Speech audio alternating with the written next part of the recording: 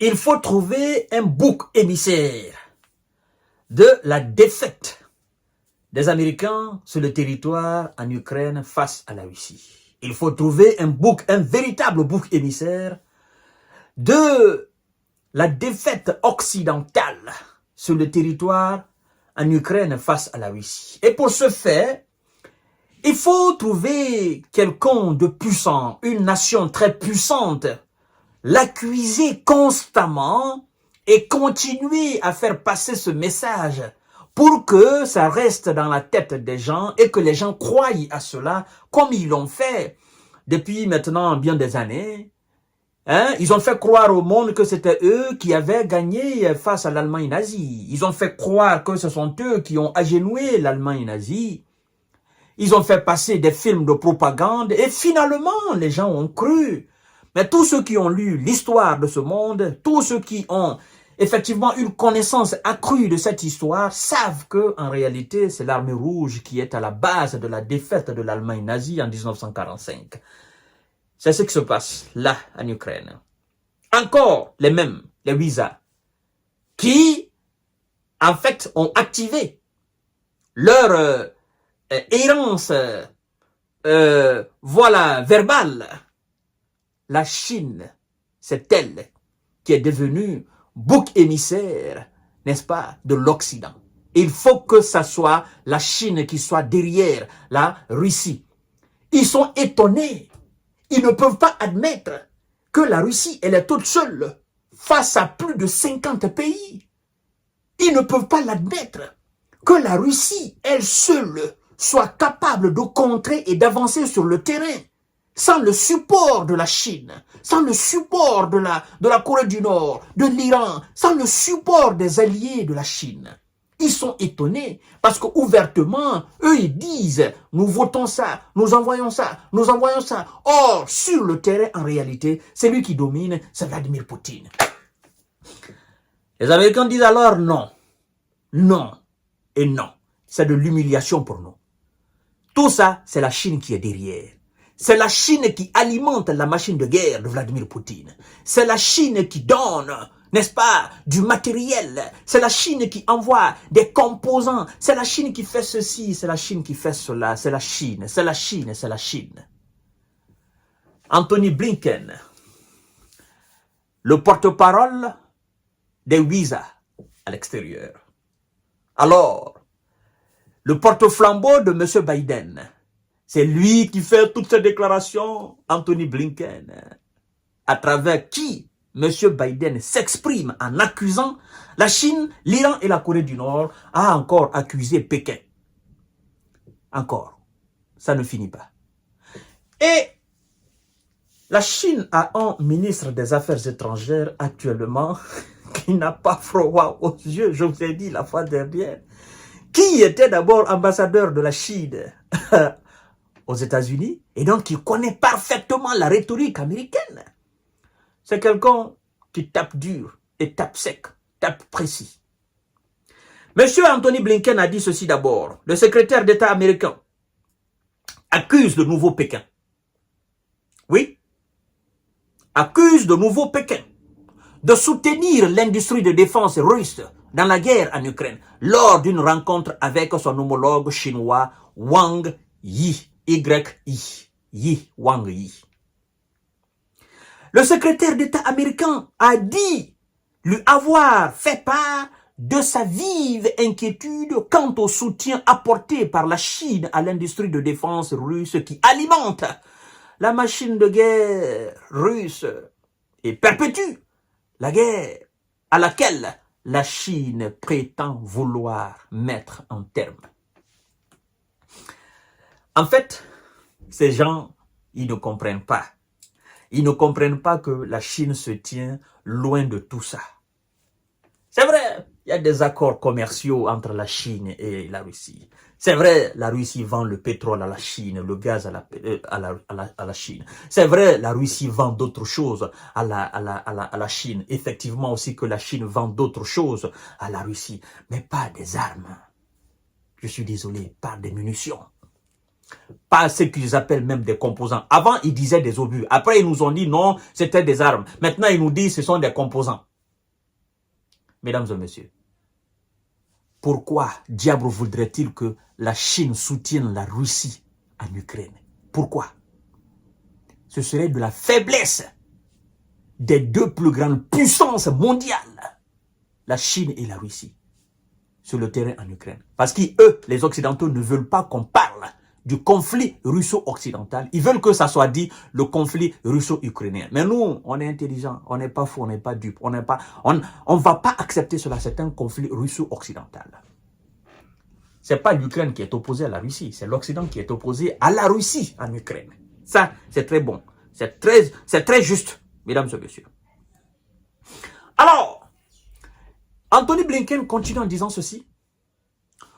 Nous n'avons pas l'intention de chercher à dissocier la Russie de la Chine. C'est comme si lui, il avait du power pour dissocier la Russie de la Chine. C'est comme s'il avait du pouvoir. Hein? C'est comme si lui, il pouvait faire cela. Mais monsieur Anthony Blinken, laissez-moi vous dire, vous n'avez aucune capacité de le faire. Vous êtes trop prétentieux. Nous n'avons pas l'intention de dissocier la Chine. Mais faites-le si vous avez la capacité. Parce que ces deux puissances sont vos ennemis. Mais moi, si j'ai la capacité de dissocier mes ennemis, si j'ai la capacité de les diviser pour mieux régner, mais je le fais. Je ne vais pas les laisser comme ça. Mais ils n'ont pas la capacité. Nous n'avons pas l'intention de chercher à dissocier la Russie de la Chine, a poursuivi M. Blinken lors d'une conférence de presse en marge de l'Assemblée générale des Nations unies. Leur relation est leur affaire. Mais dans la mesure où cette relation implique de fournir à la Russie ce dont elle a besoin pour poursuivre cette guerre, c'est un problème pour nous.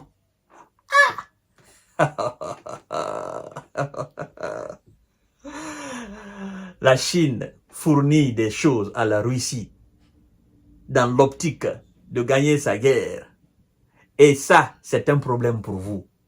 Mais qu'est-ce que vous devez faire en retour? Enlever le problème là, remplacer par le fournissement qualitatif et quantitatif d'armes de munitions de tout type à l'Ukraine.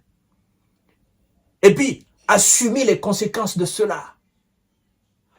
Monsieur Anthony Blinken, je vais vous donner justement un dicton. Vous savez, chez nous en Afrique, on dit que il faut souvent cogner l'aveugle qui est sur la piste pour lui faire comprendre qu'il n'est pas seul.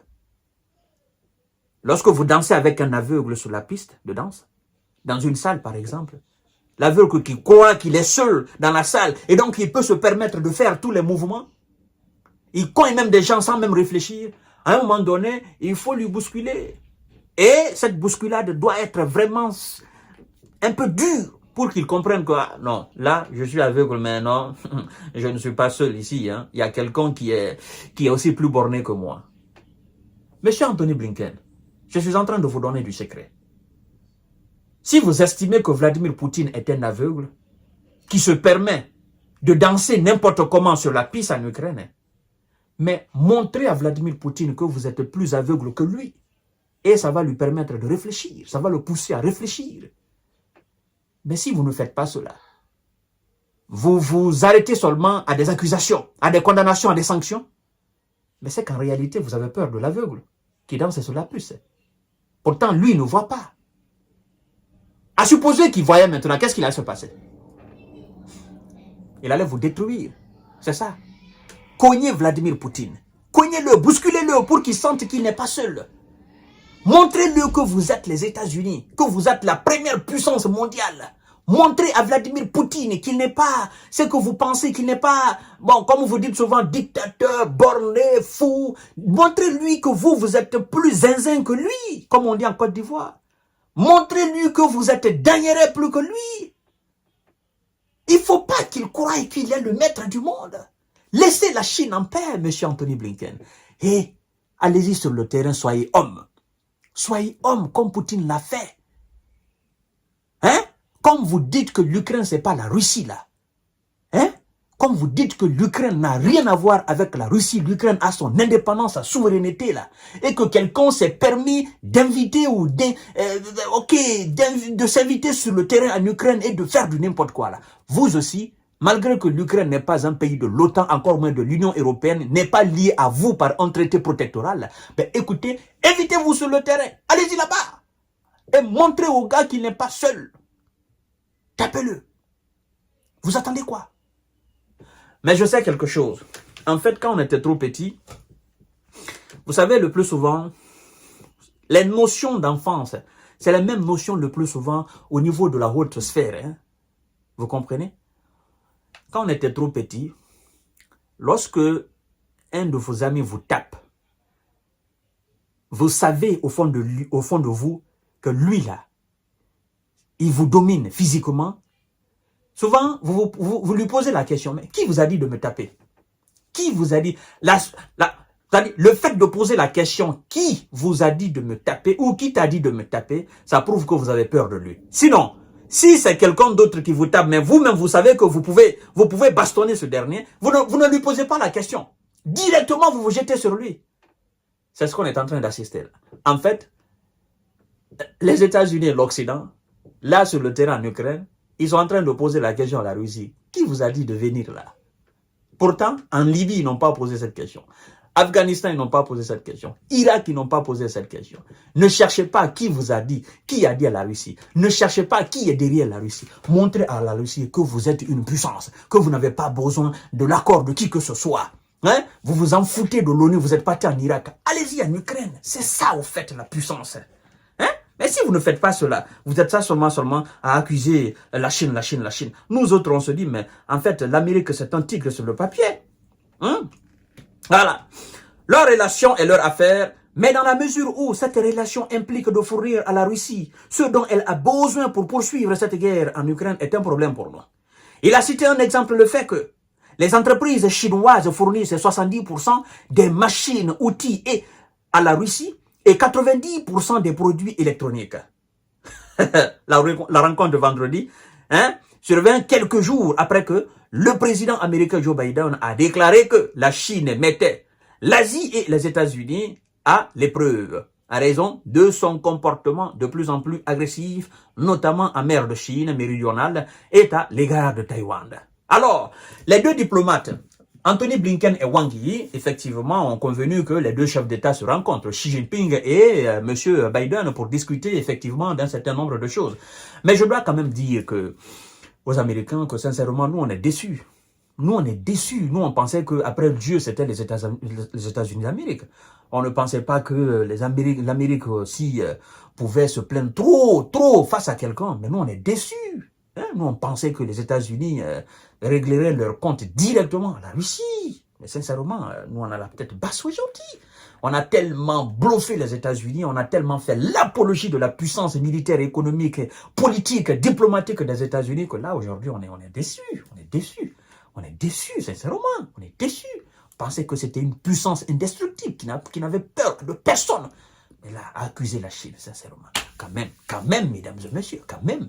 Hein? C'est déplorable. Je vous donne rendez-vous tout à l'heure pour notre série d'informations de cortical. Merci beaucoup.